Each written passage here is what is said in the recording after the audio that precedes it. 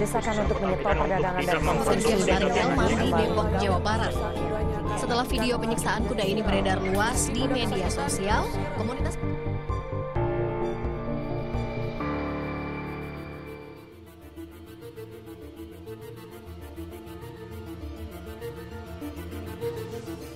Di kawasan wisata Brastagi Karo, Sumatera Utara, jasa kuda tunggang menjadi kegiatan yang tidak dilewatkan pengunjung. Saat liburan dan hari besar misalnya, seekor kuda tunggang bisa melakukan 35 trip keliling jalan kota, baik dengan beban sado yang memuat penumpang, atau hanya dengan menungganginya saja. Saat lebaran lalu, menurut Dinas Pariwisata Karo, tercatat lebih dari 119.000 wisatawan mengunjungi kota Brastagi. Tentu saja, kuda tunggang produktif dan mendulang rupiah bagi pemiliknya. Namun, pernahkah kita berpikir bahwa kuda-kuda itu tercukupi kebutuhan nutrisinya? Sudahkah sang pemilik memastikan kesejahteraan dan kesehatannya?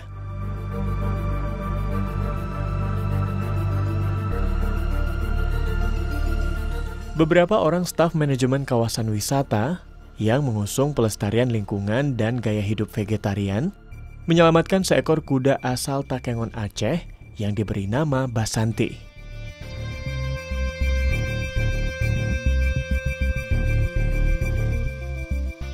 Basanti, dia kuda tua.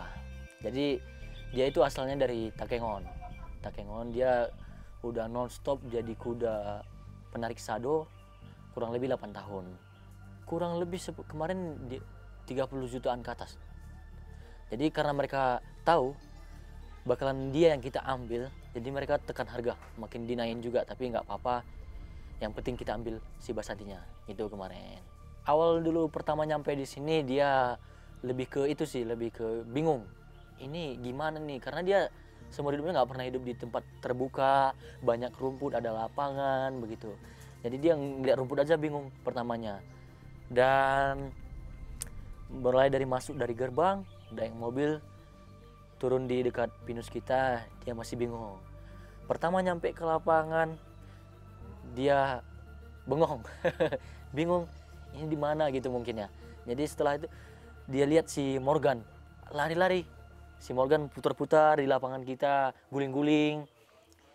Setelah itu si Basanti ikut juga menikmati indahnya alam yang mereka lihat di depan mereka.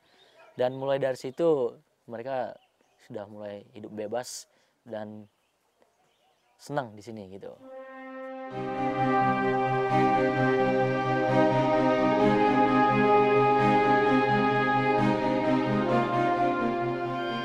Di Sajan Heritage, Basanti menjalani kehidupan keduanya setelah diselamatkan dari rumah potong hewan.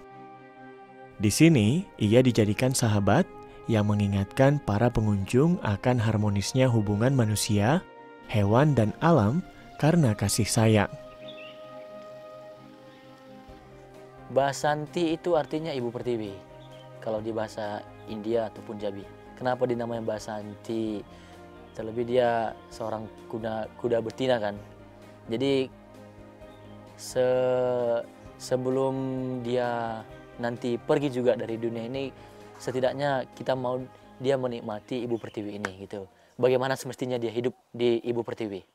Masyarakat Sumatera Utara khususnya Kota Medan untuk tidak mengkonsumsi daging anjing. Perdagangan daging anjing, asalnya konsumsi daging anjing dipercaya menambah vitalitas.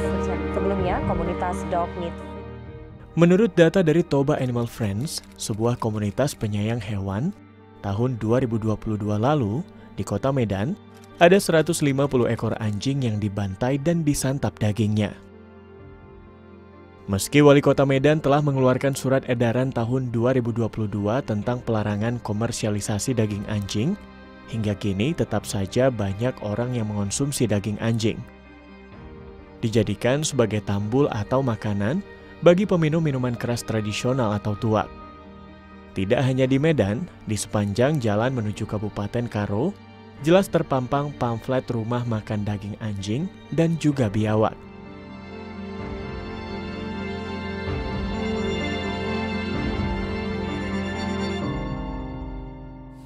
Kalau pendapat saya melihat situasi tersebut sedih sih, sedih. Kenapa?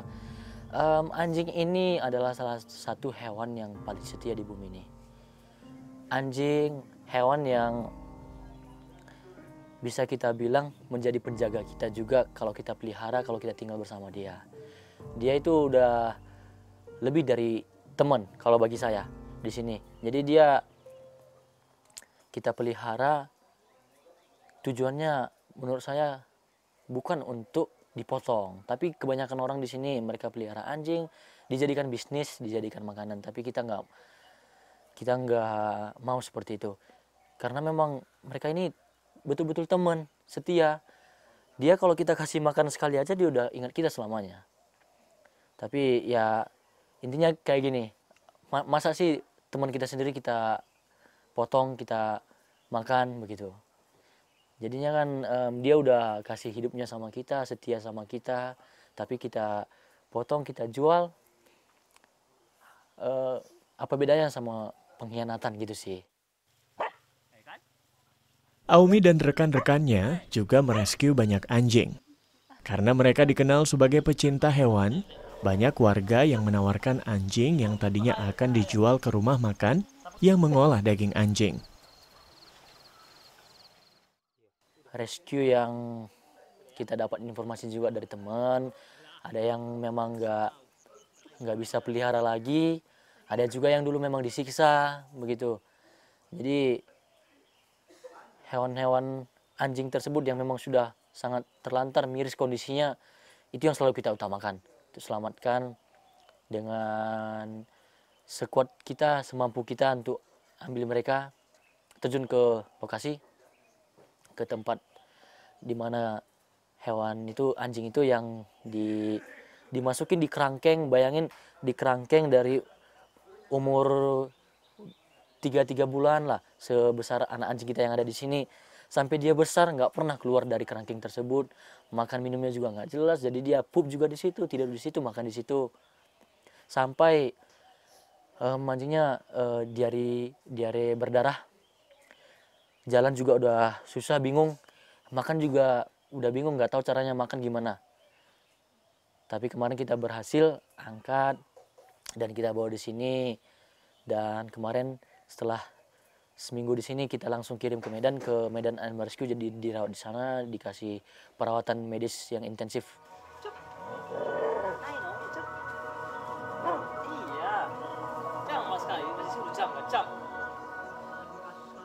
Ada beberapa penyakit yang bisa disebabkan akibat dari kita mengkonsumsi daging anjing, yaitu seperti kolera. Ya, penyakit kolera ini setelah kita terpapar bakteri ini karena mengkonsumsi daging anjing yang belum matang, ya. Jadi biasanya efek yang terjadi adalah kita akan seperti diare dan muntah, ya.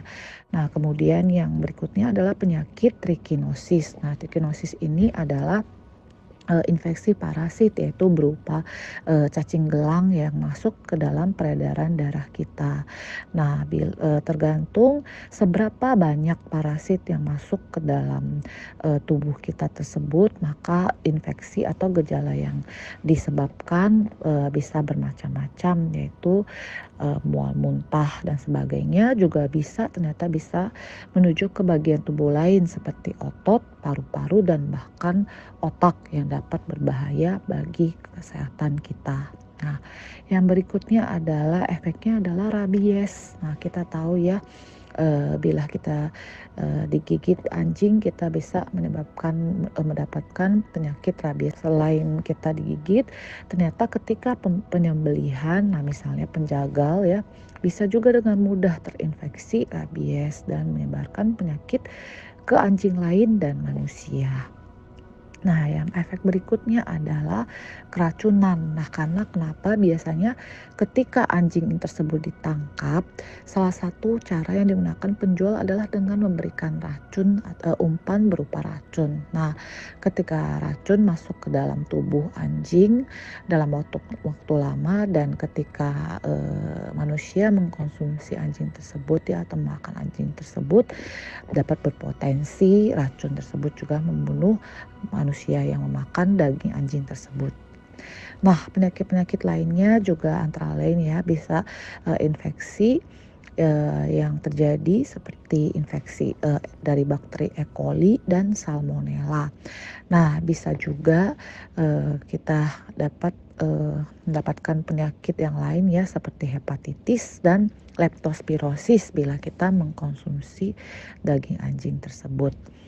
Nah, makanya kalau memang kita sudah mengerti ya tentang bahaya yang disebabkan setelah mengkonsumsi daging anjing tersebut, mungkin ada baiknya kita selalu memperhatikan apa yang kita makan agar tidak terjadi masalah kesehatan di kemudian hari.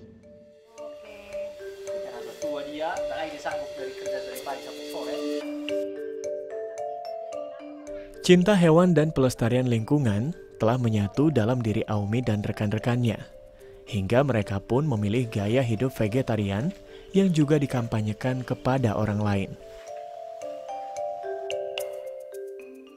Kalau kita sayang sama hewan, bagi kita yang memelihara hewan, peliharalah mereka karena memang kita sayang. Bukan karena untuk bisnis, bukan karena dibesarin untuk dipotong, untuk dimakan gitu. Kalau tujuannya memelihara hewan hanya untuk dipotong, dijual, lebih bagus nggak usah pelihara hewan. Setidaknya kita nggak mengganggu kehidupan asli mereka, hidup bebas di alam. Jadi biarkan mereka hidup bebas kalau memang kita nggak sanggup untuk memelihara mereka dengan kasih sayang.